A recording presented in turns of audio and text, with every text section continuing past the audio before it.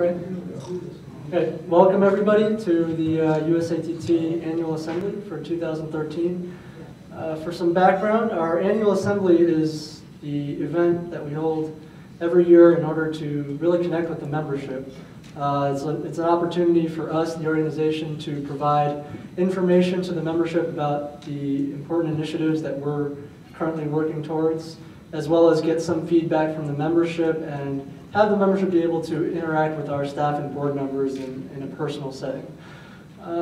So this year we have, as usual, a number of topics that we want to discuss, including the state of the organization, where we're going from a technological standpoint, the ITTF polyballs, which are a great source of debate right now, our at-large board position election, as well as a couple other topics. We also want to leave a lot of time for mingling after the presentation, so you'll notice that the presentations have been cut a bit shorter than they have been in years past.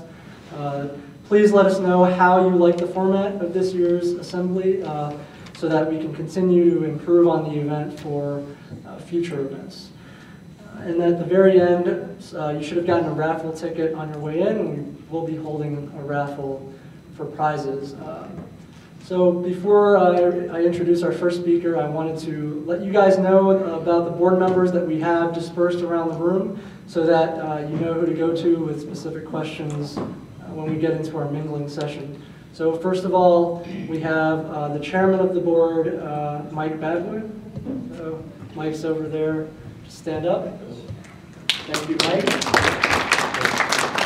And we've got our independent directors. We've got Pete Scudner. And we've also got Ann Cribbs. Who else am I missing? We've got Kagan Lee, who's our representative from NCTCA.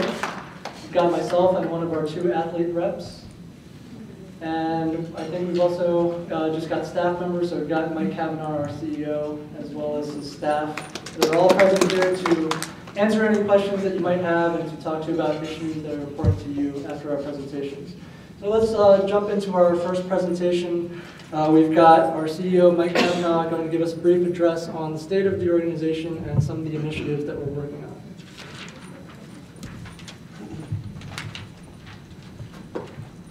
Thank you, Han. I've got strict orders from Han to keep this at a quick pace. We're what's called a national governing body. I don't want to give you a national governing body 101 here, but to be a member of the U.S. Olympic Committee, you have to have an annual audit. You've got to comply with the U.S. Anti-Doping Agency. We have to maintain our corporate status as a 501c3. We have taxes. We have to file a 990. This year, we were mandated to include a diversity and inclusion program. And there are other requirements that you need to meet and maintain to be recognized as a national governing body. However, what I'm here to tell you about is on December 31st, every national governing body is mandated to produce a safe sport plan. We've been working on this for about 6 months. We're right on track. We have about a 12-page document that the board is going to see tomorrow. But I can tell you that I will be spending Christmas vacation right before the New Year's, polishing that up and putting some more flesh on that so that we meet the requirements by the USOC. Okay, why is there such emphasis on this safe sport plan? I think if you follow the newspapers the last 2 or 3 years, you'd see that there's multi-million-dollar lawsuits against swimming, a couple of other larger NGBs. And they have to do with in the area of sexual abuse.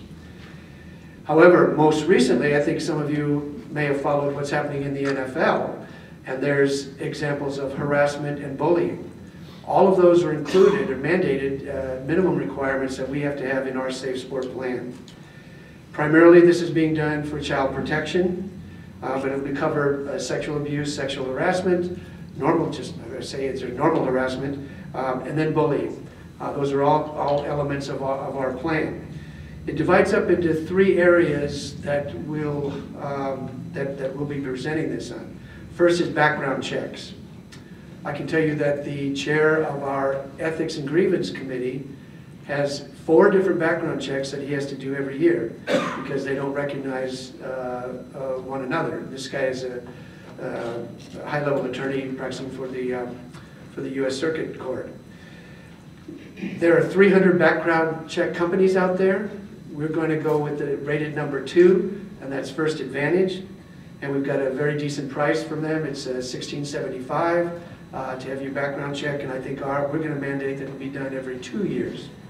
The rollout of this will be coaches primarily, board members, staff, and committee chairs. That will be mandatory when this is rolled out and announced. There'll be plenty of time for this, for people to be to comply with it. The second set will be an online tutorial. This is a free tutorial put together by the U.S. Olympic Committee, and we as a national governing body can track those that complete that. That'll be a broader pool of folks that will be required to do that. Again, coaches, board members, staff, committee chairs, and members, club owners, tournament directors, and we'll start to expand as we go from there. The third phase of this Safe Sport Plan will be investigation and adjudication. At a very high level, the Olympic Committee has put together a recognized set of high-level law firms that are going to handle cases defending the national governing body on a pro bono basis. These will be screened and they'll be selected, but they're not just throwing the NGBs out there for exposure.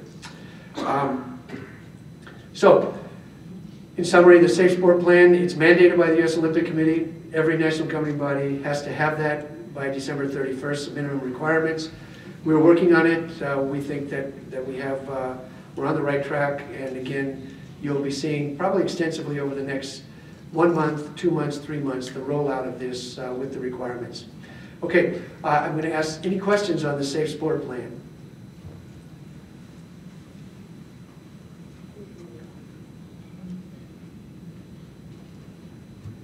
Okay, hearing none. Next on the agenda,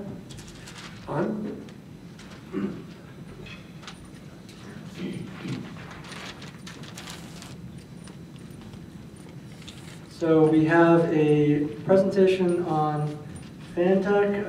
We're going to have Mike Babwin introduce this particular presentation since he's been more involved in this than anybody else in the organization.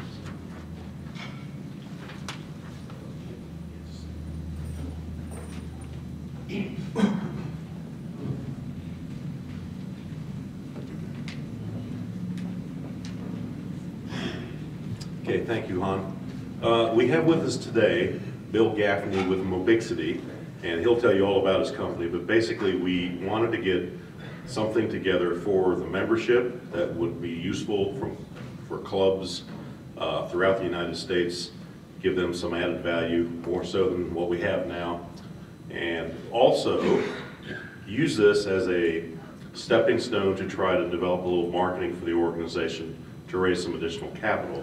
So it has benefits both for the organization and for the clubs. So Bill, without any further ado, why don't you come up and tell us about it? Okay, great. Briefly. Thanks. Thank you, Mike. Again, my name is Bill Gaffney with Mobixity, and as Mike mentioned, we're the new mobile technology partner for USA Table Tennis. And again, basically what we created was an exciting new mobile communications platform and mobile application platform available for anyone or any company that has interest in table tennis. Whether you're a USATT member, whether you're a club owner, a club member, a tournament director, a tournament participant, a coach, a player, what have you, we'd love to have you get involved and download the mobile application so we can really create a big community around table tennis where everybody can communicate with one another through their mobile application. And I've created a few slides of the mobile application that we can kind of go over here real quickly to kind of give you an idea of the app itself. And what you see here is basically the home page of the mobile application. And well, that's actually slide 7. You need to go to slide 1.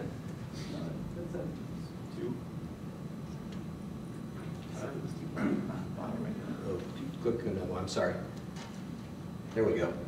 There's the home page of the mobile application platform. And as you see underneath the USATT logo, what we call custom groups or channels, which you see there, USATT Community, Team USA, Para. We also have others for coaching clubs, events, etc. And that section is totally dynamic, where we can have an event up for a particular event like the Nationals, and there can be communication going on around a particular event, and then after the event is over, it can be taken down, another channel put up, and so forth. And we also have opportunities, as Mike mentioned, from a mobile marketing perspective, where companies can get involved and have their own channel and actually communicate with their consumers, with other table tennis enthusiasts and so forth, through the USATT mobile application. They could have product information, press information, pros talking about new techniques and so forth within, again, the mobile application. And as an example right there, under the USATT community, we have a little message that was sent out for the Nationals. And if I have downloaded the app, all you literally have to do is click that message, and it takes you to the next page, and it pops up, and it says, what would you like to say? And you literally can type in anything that you want to say, and you're chatting one-on-one with an administrator host, and then other people can join in, and you can start communicating about a particular topic. Next slide.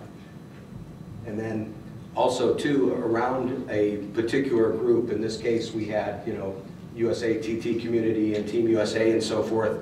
If you just want to start chatting about a particular category yourself, you can do that by just clicking a button right there where it says USATT Community. Takes you to the next page, and you can start chatting about anything related to table tennis in the community, or if it's a professional or a club or a coach. Clubs can reach out to their members on a one-to-one or one-to-many basis through the mobile application. A tournament director can reach out to their participants on a one-to-one or one-to-many basis as well through the mobile application. As you see there, member chats, you can, that's me, and you can actually see what other people are chatting about. You can click it and then start chatting with me, and other people can join in, and we can have our own little group and chat amongst ourselves about what's happening in table tennis. And that's really how simple it is to use. If you could go back to the profile page there, that was actually the first one. One more.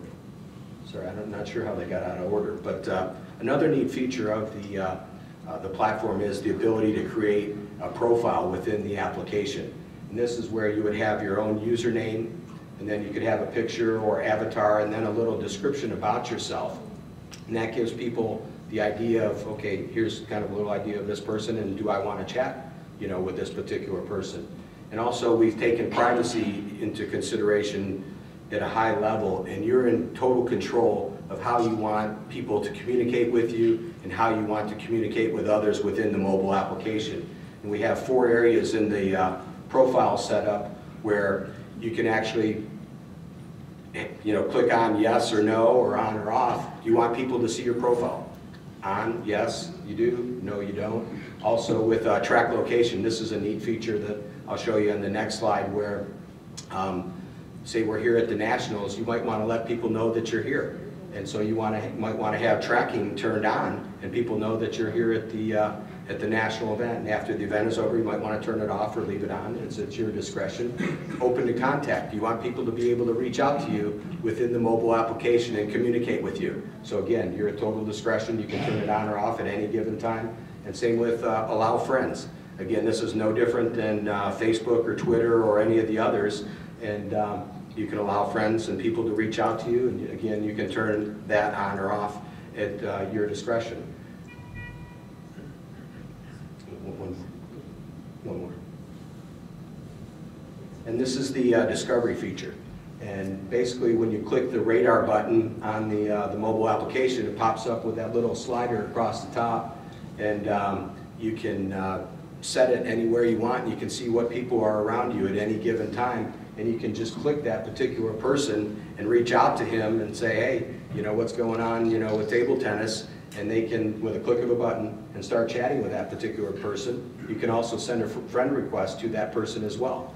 So again, it's very user-friendly. You certainly don't have to be tech savvy at all. You can basically get around the entire app with 1 or 2 clicks. within the platform and start interacting and engaging with table tennis enthusiasts all around the country. And we really are hoping that we can get a lot of people involved, regardless of level of play. We want to create a whole community and communication around table tennis through the mobile application. And as Mike mentioned, we do have available to really any company or a club or tournament the ability to send out geolocation mobile marketing messages and content based on a person's current location, date, and time. I hope that didn't get too deep, but basically we can send out targeted mobile marketing for a particular company that might have a retail partner.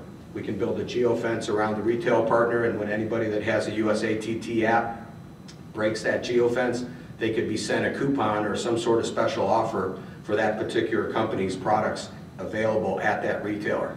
Again, a club could have a geofence around the club and welcome people to the club, or have specials or any kind of information that they want to have available based again on a person's current location, date, and time. Same with a tournament as well. We really want to work closely with the tournament directors and all the tournaments that are part of USA Table Tennis. Again, it's a complete communications platform where you can really target communications around your particular event, have sponsors involved, use mobile marketing coupons or any type of special offers for sponsors revolving around the event. So there's a myriad of opportunities available within the USATT mobile application, again, for everybody, company or individuals, participants, coaches, etc.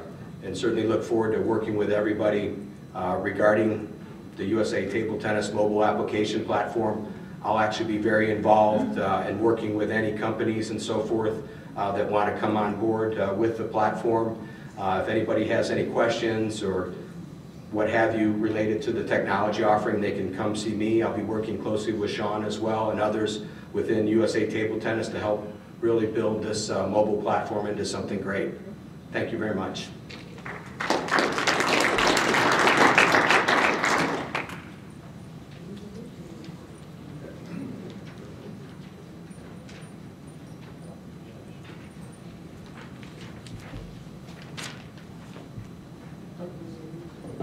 Thank you very much.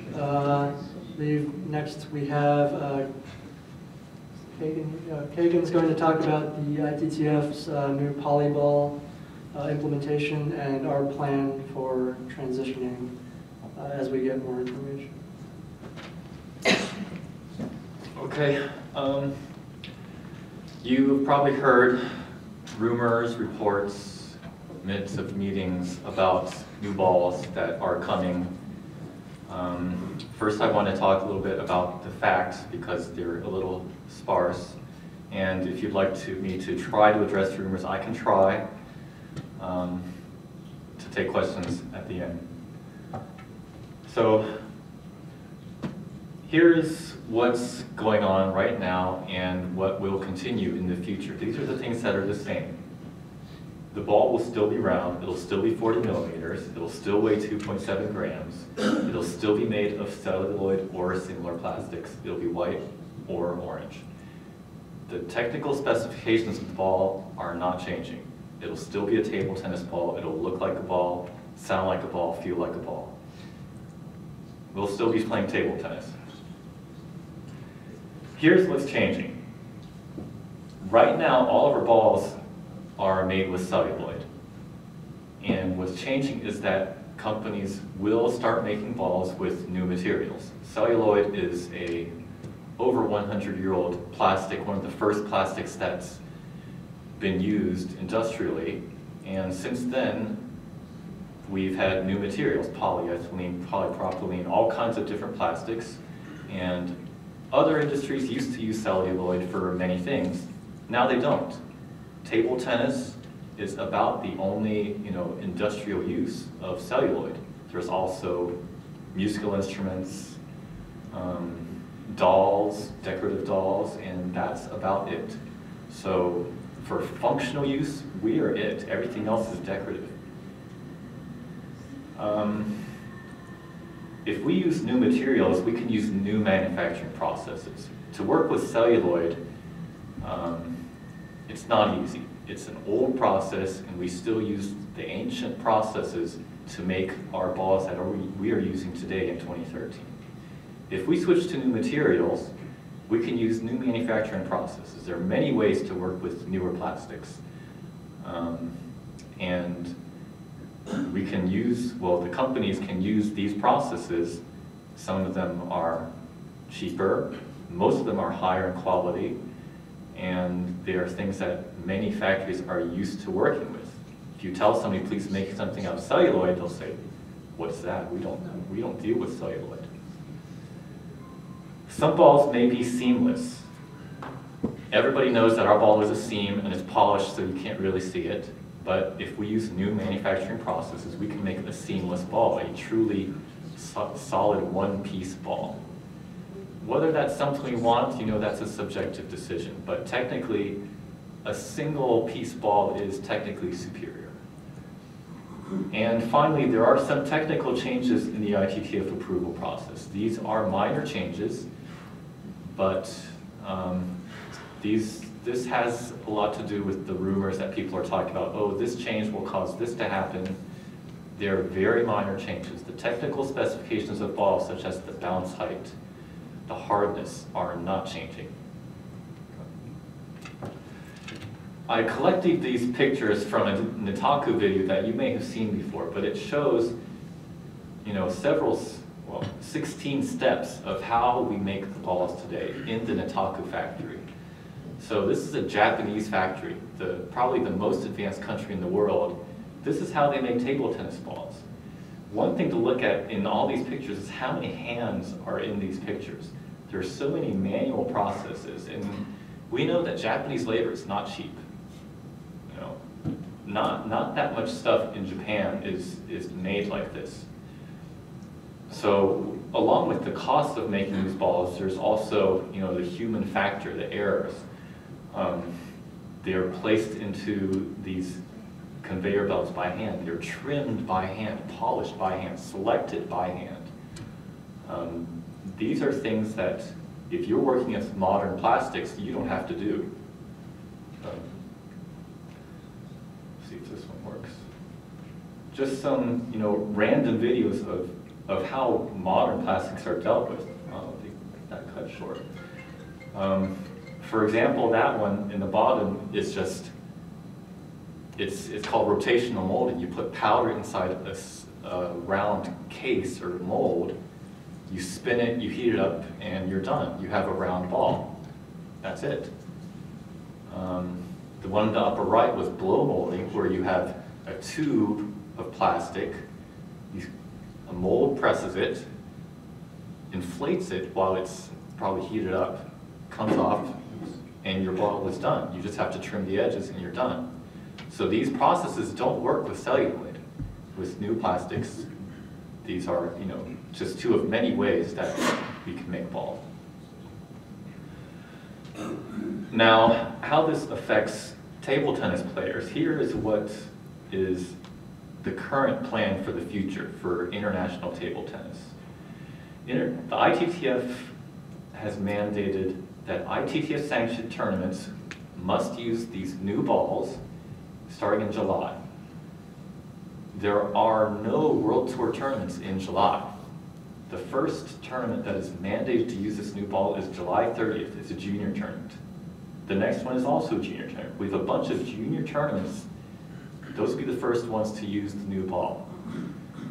The Youth Olympic Games, they're still deciding. They may use celluloid. I don't know.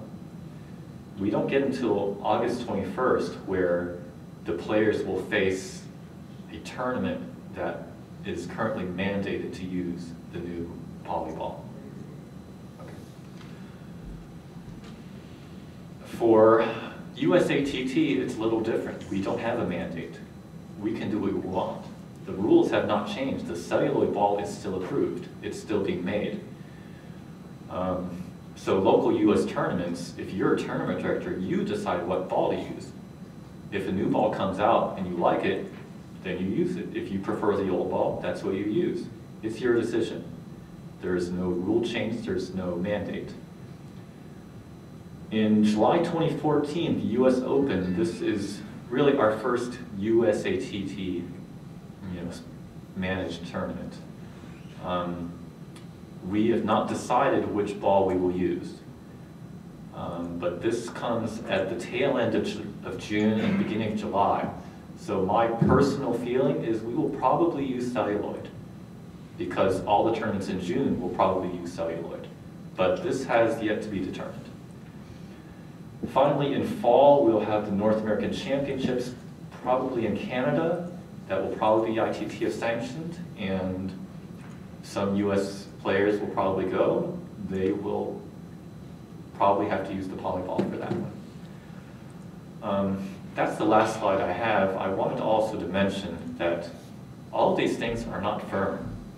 The ITTF will have another general meeting in May, April and May, and if they decide that the polyball is not working out, they can change all of this. Nothing is set. We currently do not have an ITTF-approved polyball. They are being tested in laboratories right now to make sure they meet the specifications. I expect that some will pass, and we will see them on the market early next year. But until then, really, nothing is changing right now. We won't see any change until we see the first ITT-approved polyball. Any questions? Yes, Ross? Do you know yet how the durability will compare? We have a historical perspective in that there was a polyball made by the Barna company decades ago. And I never played with it, but the report was you couldn't break it. And the rumor is that's why they're not in business, because they couldn't sell any more balls. Now, people have tested polyballs as prototypes. Of course, we have nothing approved, but the factories are experimenting. They're sending out balls to people. Here, try this ball. What do you think? So people have prototypes out there. They play with it. And the reports are really all over the place. Some people like it, some people don't. Some say they break right away. Some say they can't break them.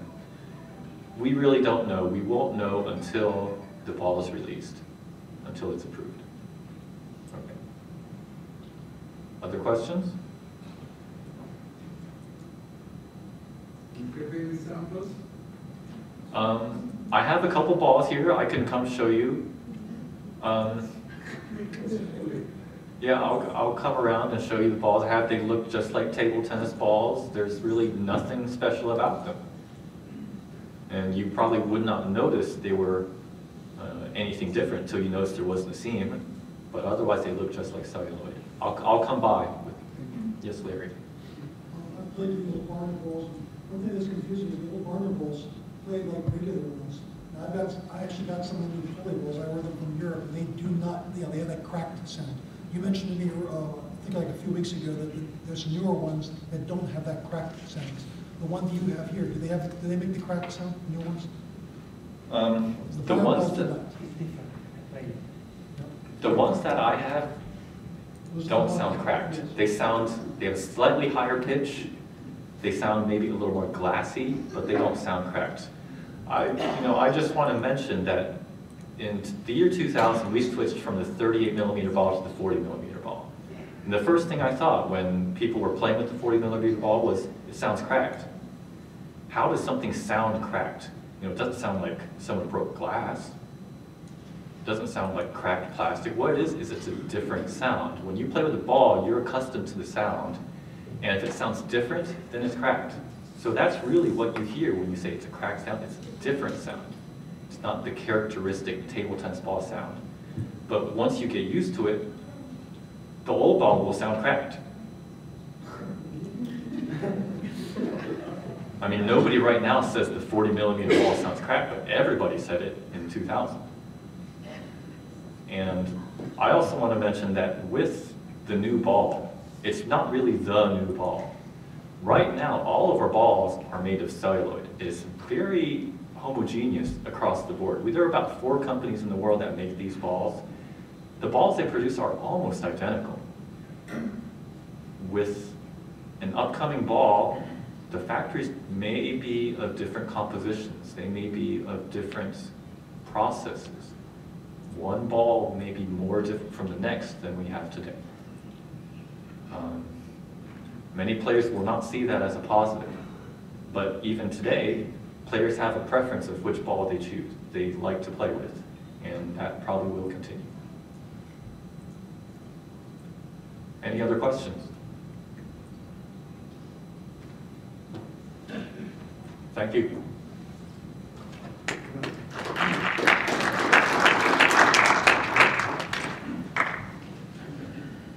Thank you, Kagan. Up next, we have a discussion about the upcoming at-large board position election. So first of all, we're going to have Dennis Taylor, our general counsel, discuss the, actually Mike Kavanaugh is going to discuss the election process as well as the nomination and governance committee and its job. And then we will have a brief address from, we generally allow our candidates to address the assembly, so we will continue that tradition and give them a little bit of time.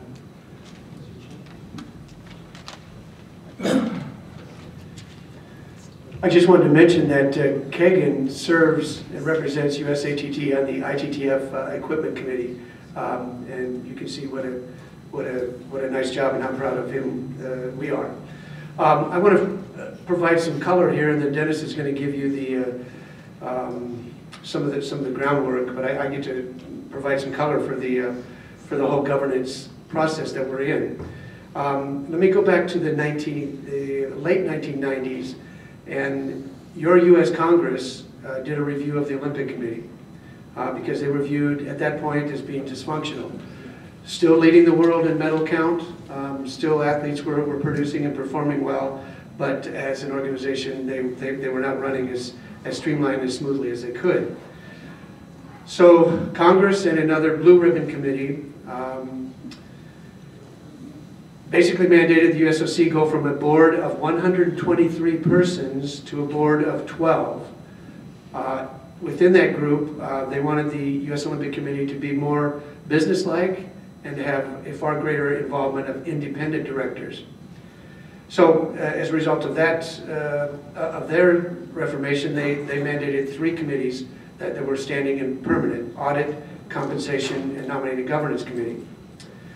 Now, let me give you a little micro view of this. The USOC right now readily admits that they exist for the national governing bodies. The national governing bodies of the 12 positions on the USOC board get 2 of those positions. Again, to put this in reference for you, the National Governing Body Council nominates 2 reps to the USOC board, and they're on staggered terms. So this most recent time, we nominated the current athletic director of Notre Dame and the current CEO of USA Ski. The USOC board of directors chose the CEO of USA Skiing to join the board. I just put that in reference for you to tell you how the Olympic Committee runs. About 7 years ago, USATT went through governance reform, and coming out of that, we had a board of 9 persons. Again, there were 3 independents mandated, and the idea was that the board becomes a policy-making body, and the staff becomes the body that executes that policy. So now what we have currently is we have 5 standing committees within USATT: the audit, nominating governance, ethics, compensation, and high performance committee. That was added within the USOC structure.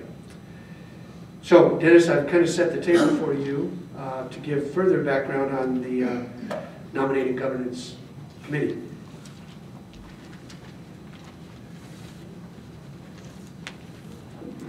Okay, well, thank you very much, Mike. And my purpose here is very focused. Anyone who has done much reading on About.com in the past 2 weeks knows that there has been a lot of discussion about the USATT Nominating and Governance Committee.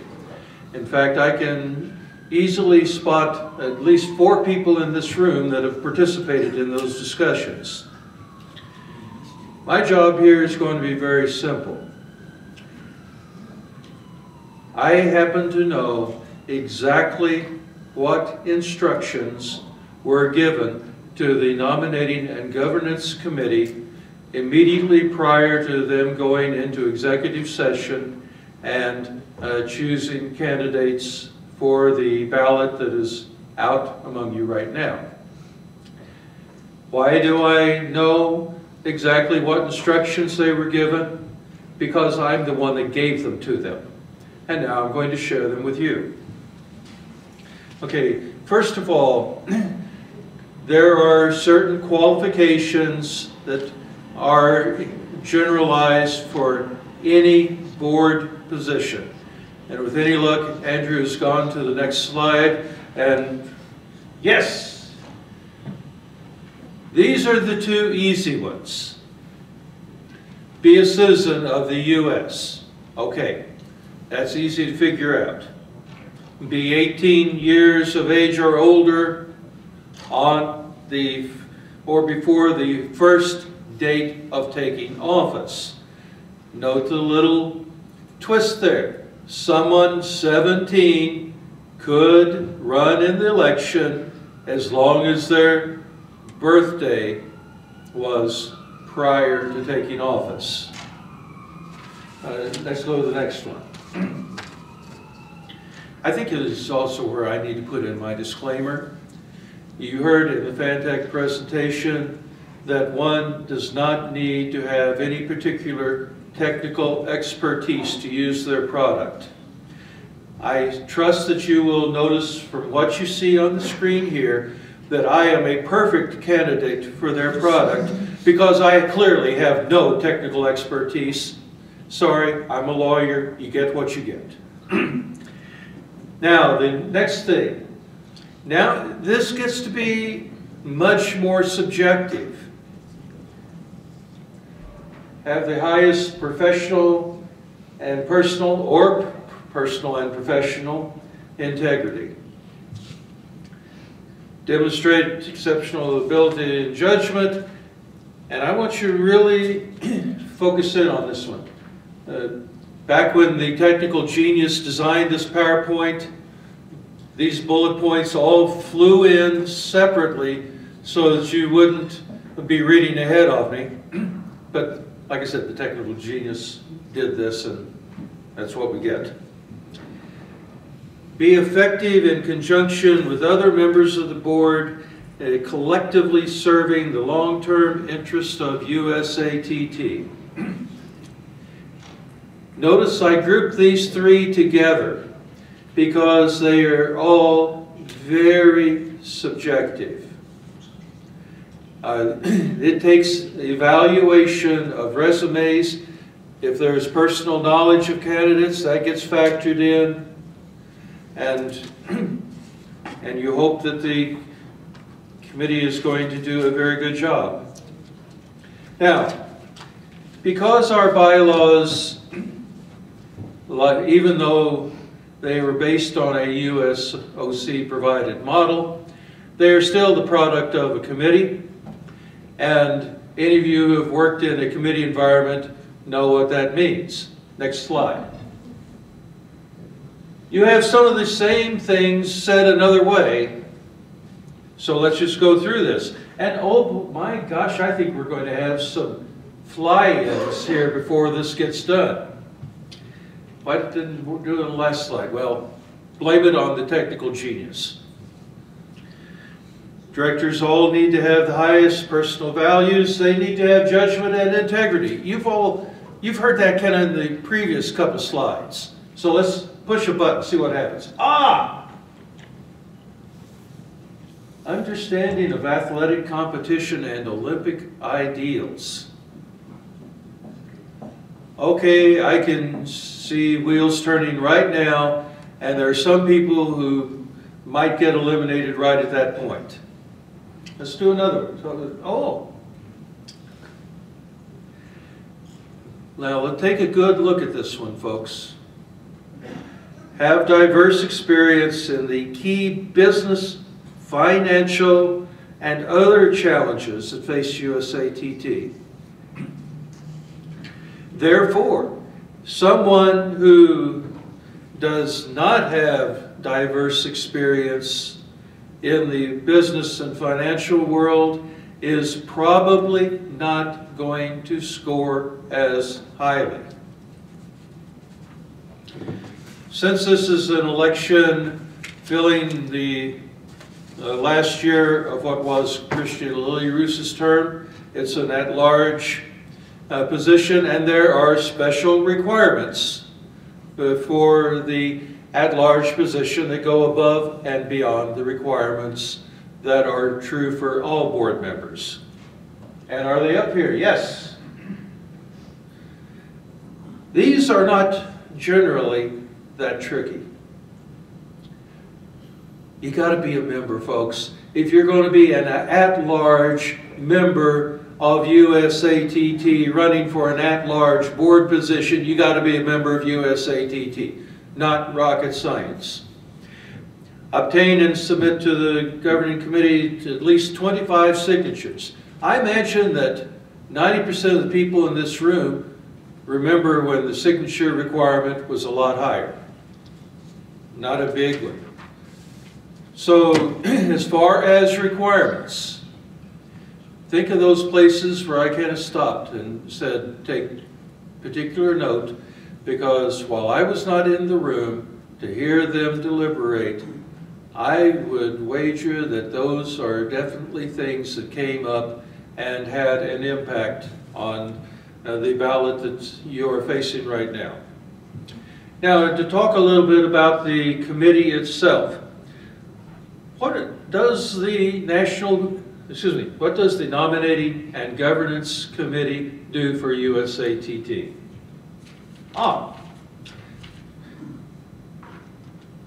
My gosh, I think everyone has already figured this one out, or I wouldn't be speaking here tonight.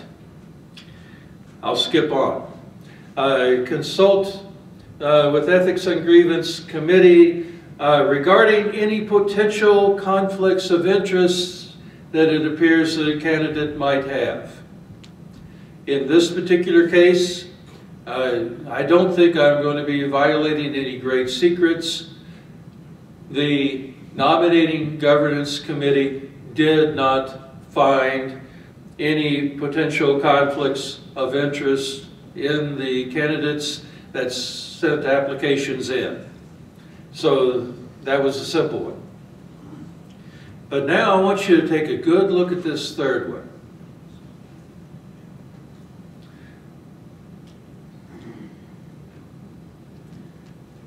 Think about how this could impact the process. In case, for those of you that have eyes that are as bad as mine, develop prerequisites for becoming a board member, which shall encourage experience serving on a corporate or not-for-profit board for at least 1 year.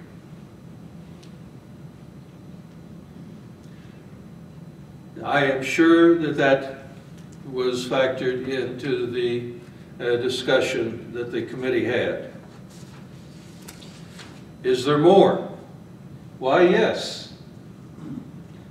Yes, there is. And thank you. The Nominating Governance Committee evaluates all candidates for an at-large director. And here's one of the things that's been talked about a lot, but it bears repeating, because I know I repeated it 3 or 4 times talking to this year's committee. There had been a feeling that the committee was supposed to pick 2 candidates for each position. That is not correct. They're supposed to pick a minimum of 2 candidates for each position. Turns out this year they did pick 2. Okay, that fits. But the rule is at least 2, and I can assure you that this committee was well aware of that, because I did stress that to them. Now, that leaves one big question left. What kinds of questions is this committee supposed to ask when evaluating the candidates that would like to be on the ballot? That's the question. Thank you. Let's go ahead and go to the next one. Okay. Again, we're getting into very subjective territory. Canada's contribution to effective functioning of USATT.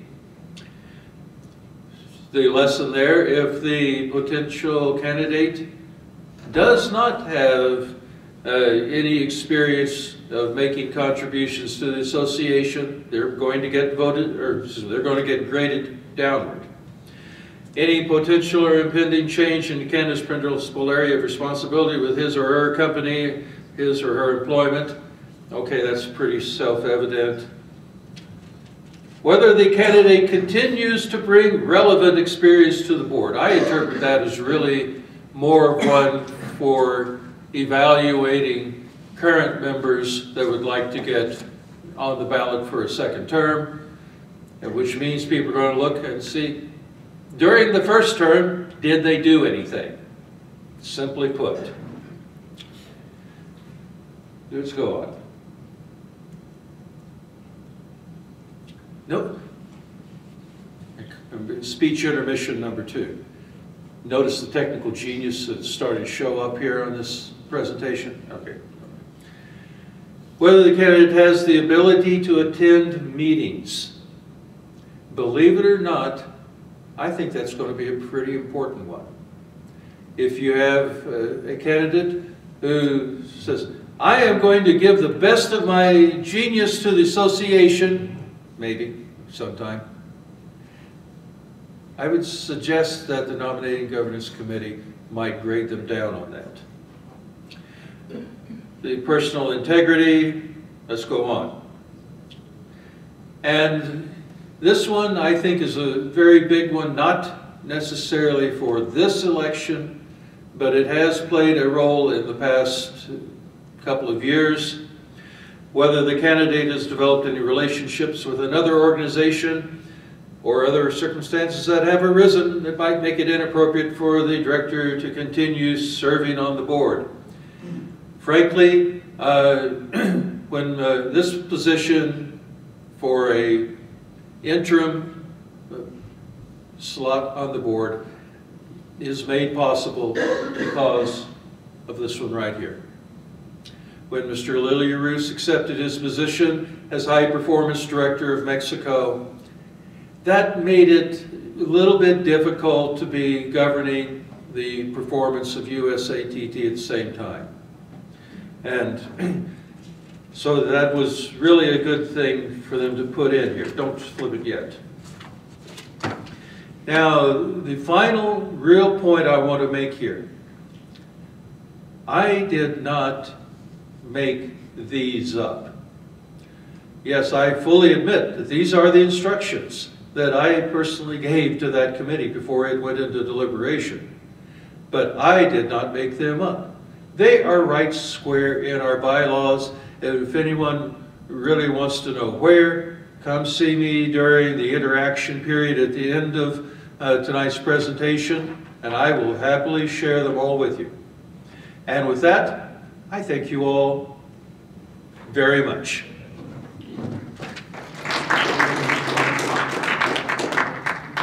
Thank you.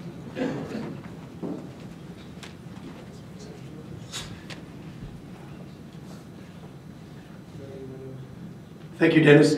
While Dennis was speaking, we had a coin toss, and Ross Brown will be the first candidate to make his statement to you all, and he'll be followed by Jim McQueen.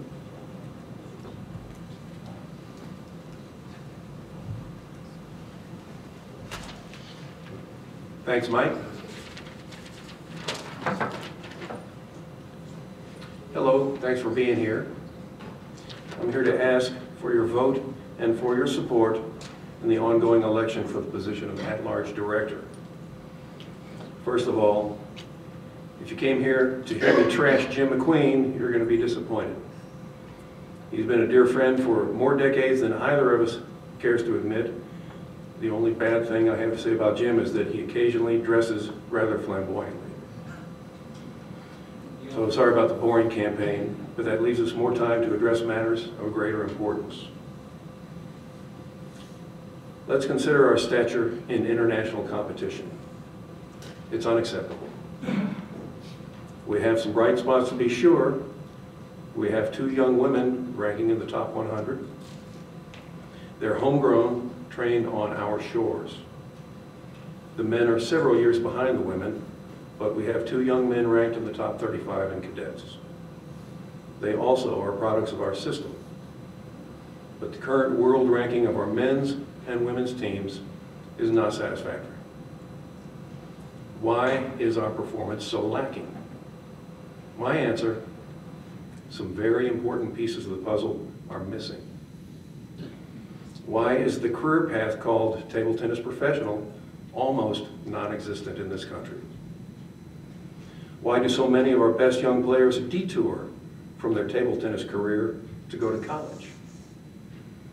Why is it when we send our national men's and women's teams to compete internationally, we're asking amateurs to play against professionals? These problems are all interrelated. There is a young man well known to all of us, well liked by all of us, who's become so frustrated with our situation that he is contemplating breaking completely away from USA Table Tennis to start a tour. He's right. He's exactly right. We need a tour. When there is significant prize money within reach of our Olympic eligible athletes, there will be a promised land for our promising young players. Whether this tour is developed independently or as a part of USATT programming, this association should spare no effort looking for ways to support this initiative. Advertising and promotion, opening conduits to sponsors, direct financial support. There are many avenues available to us. We need to help make this happen. What if, instead of setting aside table tennis to attend college, our best young players went through college on a table tennis scholarship? College students can take a year off from college whenever they like, but they usually fear losing their scholarship or the support of their parents. Take a year sabbatical to train more intensively for the Olympics? No problem. And what about having parents on board? A close friend of mine recently verbalized an idea that had lain vaguely in the back of my thoughts for some time. Why should USATT invest time, effort, and money in a young player if that player reaches the age of 18 and tells us, "Thanks so much, it was great, but I have to start my real life now"? I believe USATT owes it to its membership to extract some kind of assurance from parents. A pledge that if we pour our resources into their child, they'll stick with us in our push to the podium. I do not claim to be the author of the ideas I present here tonight. For the most part, my thoughts are synthesized from many excellent points and proposals presented to me by others. But then, a board member must, first of all, be a good listener. And I'm happy to credit others for their contributions. In closing, I ask for your vote if you have not voted already, and I ask for your support. Those of you who accidentally clicked on the wrong icon and voted for Jim, I hope to represent you as well. Things need not stay stuck in the status quo. Let's make a new day. Thank you very much.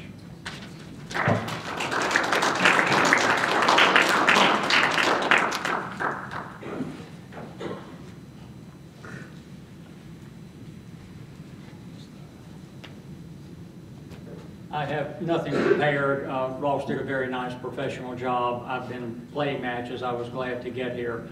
I've been a grassroots guy for years and years, run clubs, ran leagues locally and that sort of thing.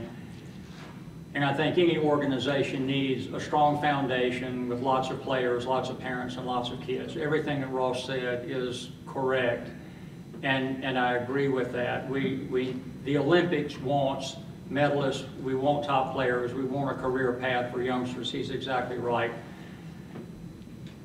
The issue for a lot of this is just simply money.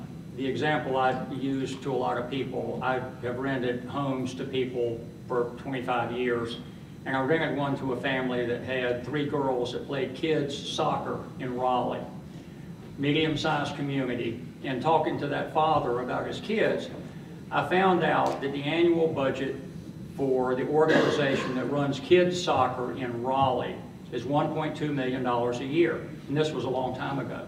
At the same time, the entire budget of USATT for an Olympic sport for this entire country was $960,000. Now, what are you going to do? Not much. We have constraints with the Olympics that Mike deals with and brokers all day long. I think the focus this organization needs to put is to find some way to find sponsors, that you have kids with corporate names on their back that will contribute money to our association, so that all of the competing interests that we have, from grassroots to para players to national team to grassroots to clubs to national leagues, the whole gamut of it, all of it needs our attention. And the unfortunate part of it is all of it requires resources, which just boils down to money. I think the organization needs to take a hard look at how we do fundraising and whether we can get some sponsors to get us the finances that we need to fertilize and make fertile the fields for all of the programs that USATT has. I can say I was on the board for 3 years, was president for 1 year about 15 years ago. It's a very frustrating, difficult process. Anybody that's been on one of the national committees like Ross has, national team, there are always competing interest conflicts and things. There's so much that goes on behind the scenes that it's difficult to fathom. And I think Ross or I both are level-headed people that evaluate resources, look at competing interests, and try to make sane judgments that are not prejudiced towards one program to the detriment of another. And I think either Ross or I would be a very good board member. I think we have common sense, good judgment. I don't think there's a bad choice here. I haven't followed all the politics about the other candidates that wanted to get on the ballot. Don't have anything I can comment on about that. So I just hope you'll vote for the candidate of your choice, and I think the board of directors will be well served by either candidate that you have. And I appreciate Ross making the kind comments towards me. Thank you.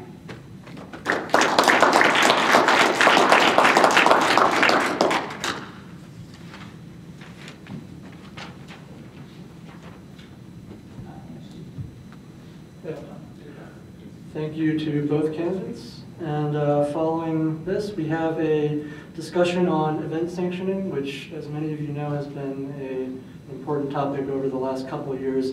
And we have our one of our regional directors, Larry Rose, here to lead this discussion. So thanks. Hi, everyone.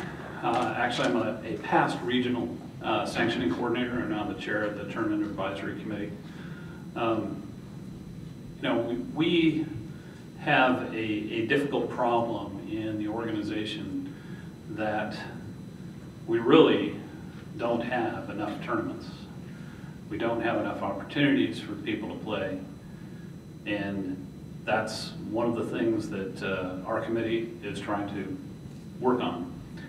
We also want to ensure that tournaments are better quality. So really the main thing our committee has done this year is put together a system to try and encourage tournament directors to run better tournaments by making clear to them what matters. And prize money is not the only thing that matters. So we've put together a star rating system that somehow got a little bit involved here in some sanctioning disputes over the past year. But really, it was really the key goal of our committee all along. Getting tired of hearing complaints from players who are saying, you know, I stepped on the guy's toes at the table next to me 6 times during the last tournament. Tables are too close together. There are no barriers. The light's terrible. Conditions are bad. People aren't paying enough attention to that. So we wanted to make sure they did. So that's one thing we're very proud of, that we've started on that. As far as sanctioning and opening of tournaments, you know, I ran the regional, the mountain region for many years, okay? If someone came to me and said, I want to run a tournament in Boulder, the same weekend one's happening in Denver, I would say no. Why? Because we had 6 tournaments a year. So let's move them apart. Let's get people the opportunity to play. If you put them too close together, there wasn't a large enough group of people to make that work. But if there were 2 people trying to run 60-person tournaments in Southern California on the same weekend, it's really not a problem right now. There's enough of an audience there to make that work. So, you know, our push has been to try and resolve conflicts where we can, put people in the situations who understand what the market is and what it will bear, and try and make sure that if the schedule can be spread out, it should be, and if not, unless both tournaments are going to significantly suffer, the direction that I have given is to allow both tournaments to happen. And I know that most of us who run tournaments for years, you know, that difference of that last 10 players might be the make or break answer for us financially. But if we continue making it hard for people to run tournaments and sanction them as USATT tournaments, they're going to run unsanctioned tournaments. We won't get sanction fees, we won't get rating fees, and our membership won't be served.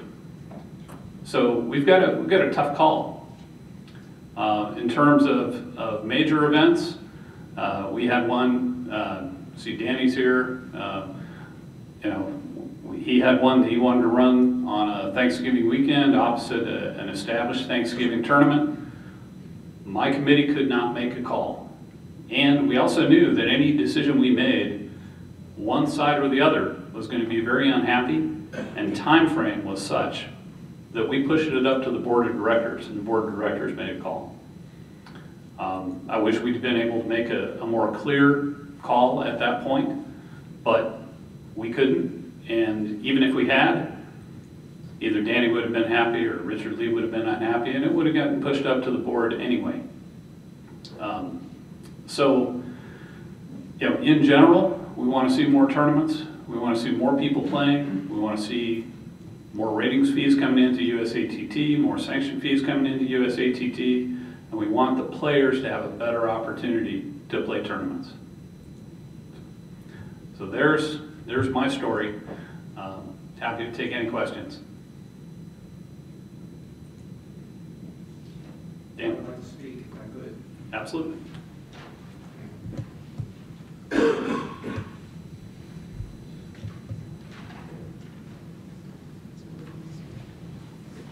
Just Mike's coming short. It'll be short. It'll be short.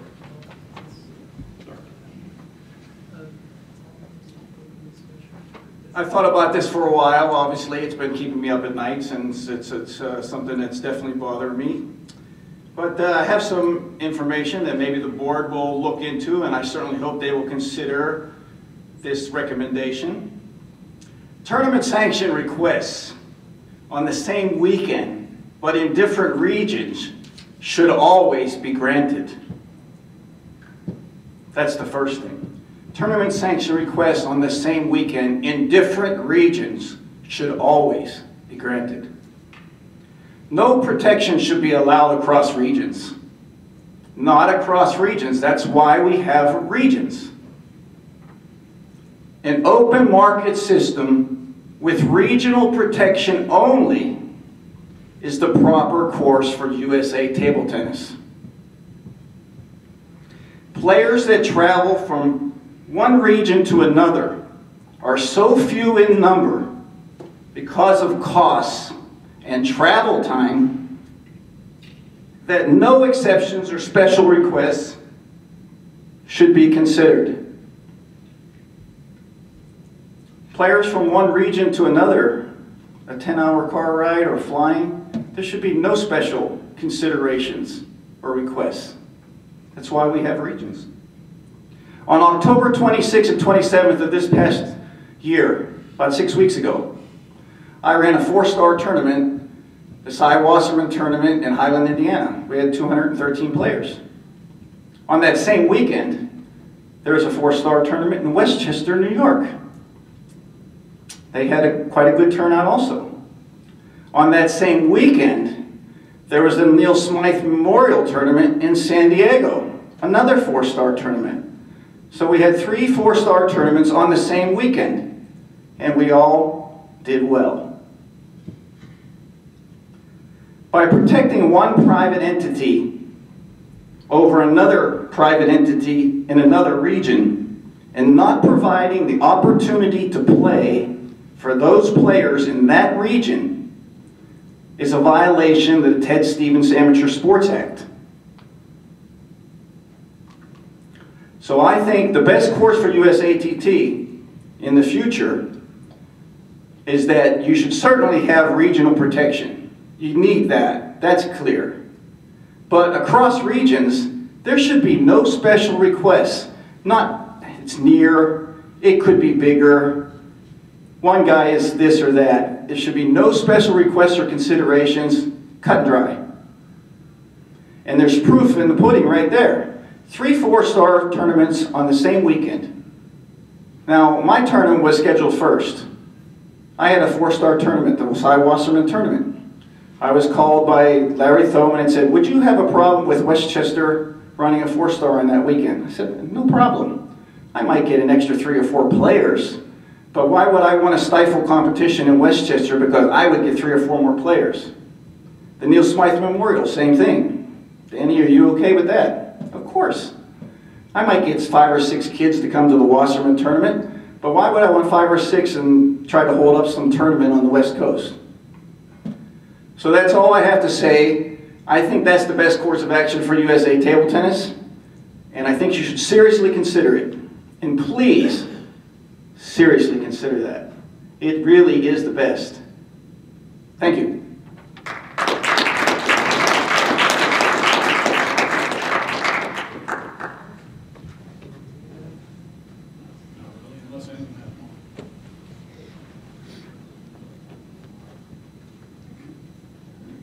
Thanks, Dan. I think this type of discourse is definitely very healthy for the organization going forwards, and we like to have this sort of open forum so that we can discuss our opinions and move the organization forward. Does anybody have any more questions for Danny or Larry or anybody else about event sanctioning before we break out into just general mingling and networking? Looks like we have no more questions. So for the remainder of until we have a raffle at the end, for the remainder of the time, everybody's free to mingle, talk to our staff, our board members, anybody else. There's still food and drinks in the back.